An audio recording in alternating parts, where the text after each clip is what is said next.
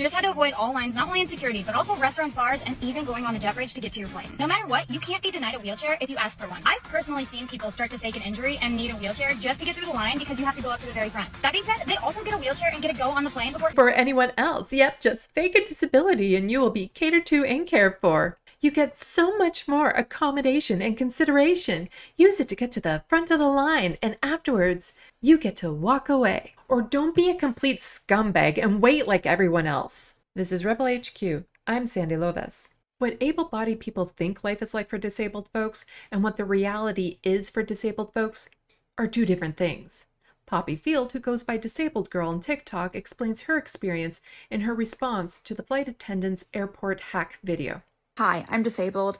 I just got back from a transatlantic flight from Philadelphia to Heathrow, and they were so understaffed that the baggage guy who checked my bag in eventually had to take me on the plane. I was forgotten about. I was treated like cattle, and when the guy came to get me, bless his soul, I know he's very overworked, but he full on sighed and looked at me like I was a complete burden. It was not a fun experience. I was worried about missing my flight the whole time. I had no one to help me get on the plane. I had passengers had to advocate for me to get a wheelchair. I was herded into a golf cart at Heathrow Airport and then plonked into a seating area where about every 10 to 20 minutes a new wheelchair would arrive with at least 30 people waiting in arrivals. And it got to about an hour and a half and I realized I am in agony sitting here. Either I get up and go and get my massive ass case by myself, which I did, and I figured that maybe was better in the long run because either way I'm in pain. I just want to get through with the day. So please don't freaking do this because I cannot tell you how awful it is right now and how understaffed it is. People living with disabilities, unless they're really wealthy, don't receive the accommodations and supports they need, face stigma, and are accused of living off of government money as if by choice. I have mental health issues that put me in the category of being disabled. Have workplaces accommodated my needs? To a point, and some not at all. Other people get upset when I get special treatment so I can function at work because, well, everyone has a bad day and I should just suck it up like everyone else. They think that life is so easy for me because when I can't work, I get the big government bucks. One of the things America does better than Canada when it comes to healthcare is supporting people with disabilities, and both countries suck at it. Remember when Canada was bragging about the temporary support we gave during COVID?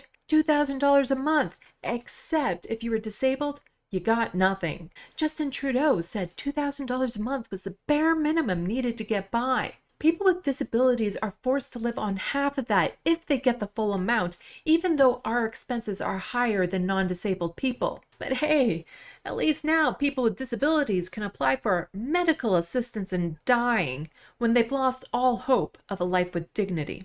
Accommodating disabilities is an afterthought and often seen as a hassle. I can't play the audio to this video because of the music in the background, but the woman in it said there were no chairs for the people accompanying folks with wheelchairs. On Twitter she wrote, "Access at Wireless Fest is terrible. No signposts for disabled people. We are being kept waiting outside the venue and the show has started. Got us so far from the stage. Someone who isn't even disabled just came on the platform and vomited on the platform stairs. And the next day? It's just as bad today. No improvements have been made. No one can get their wheelchairs over the gravel, so we're not able to move around the grounds. The viewing area is so high so it's windier and our stuff is flying away. And of course, we can't go after it. Our governments have convinced people that if they can't contribute to capitalism by working the jobs corporations want at the pay that benefits the ruling class, then they're burdens to society. The amount of revulsion and obstacles we face daily make our lives so much more difficult than they need to be.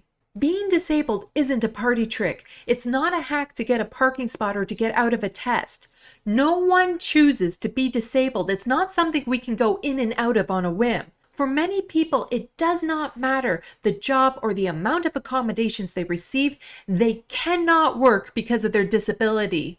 Yet being disabled is a full-time, painful job. Compassion and community is how we get out of this capitalist pit, not by finding others to step on. Please don't make disabled people's lives more painful and stressful than they already are. For more of my stuff, look for me on social medias left of the box. Don't forget to hit buttons and leave comments. Thanks for watching, and until next time, get informed, get involved.